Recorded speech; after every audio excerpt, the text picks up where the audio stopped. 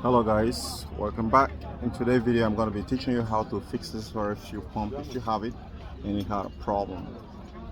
This is mostly found on old model motorbikes, and some cars actually have this electromechanical. I call it electromechanical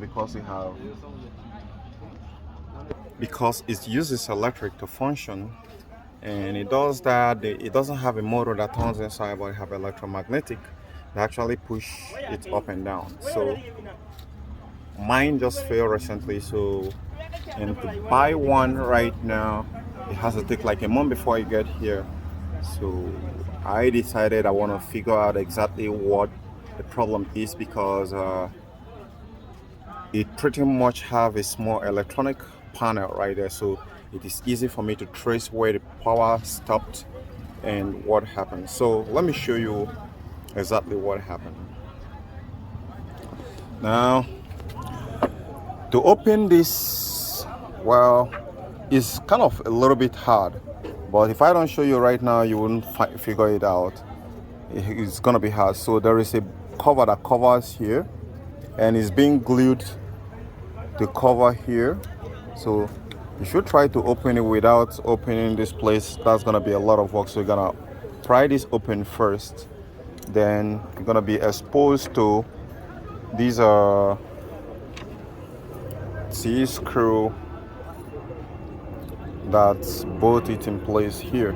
So as soon as you remove that, then you want to put this sideways like this for it to be able to pass this very channel, and ensure to push the wire back inside from here, so that it can be this very rubber, so it can be able to be easy to get out.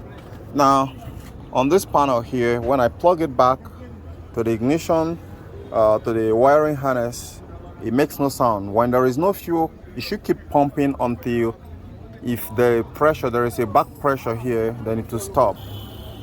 So, but there is no any sign. So what I found out here is, I look at everything here and there doesn't seem to be anything that burned. However, when I started tracing it, I discovered that the power flows from this red wire here, orange wire with white tracer, white stripe, is one power, right? One of the power, and I have a second power routed through this place. Also, there are two power that goes in here. This white and black is power, and this orange. So when I traced it, power flows through this very resistor here and here, back in this capacitor here. But when it gets to this very capacitor here, it wouldn't cross over to here, right? So since it wouldn't cross over to here, that is why this very fuel pump couldn't power on.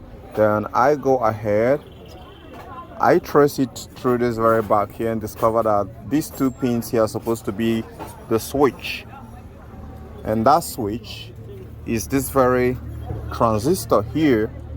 If you are in Western world, you can be able to find it in the parts store. This CR3CM 83NA. So that is what got bad. So as soon as I come over here, if you are stuck in a situation where you can't get this, you can go ahead and bridge these two legs, these two that I'm pointing right now, then the pump should start working, right? So then when you get to where you can buy it, then you can go ahead and replace it. I know this helps you to fix this very fuel pump, get it back to life. So needless to say, if you find this video very helpful or useful, that's crap, because what I just told you right now is what makes this to work. Why I'm saying this is because still a lot of you guys who are a bunch of ungrateful people, we still find it difficult to give the video a thumbs up, but the jokes is on you, and I am gone, right? So I'll see you guys later.